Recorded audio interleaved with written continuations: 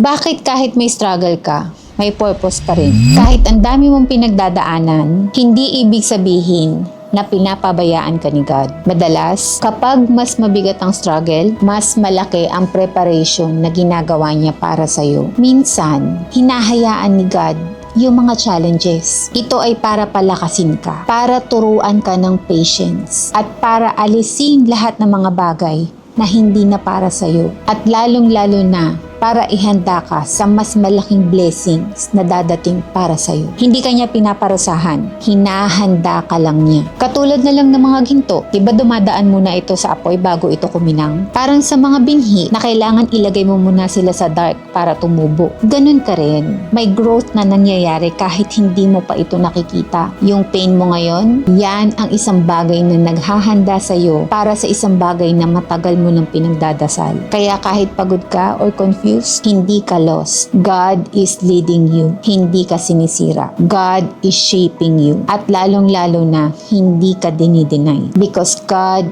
is protecting you. One day, maiintindihan mo kung bakit kailangang pagdaanan mo ang lahat ng ito.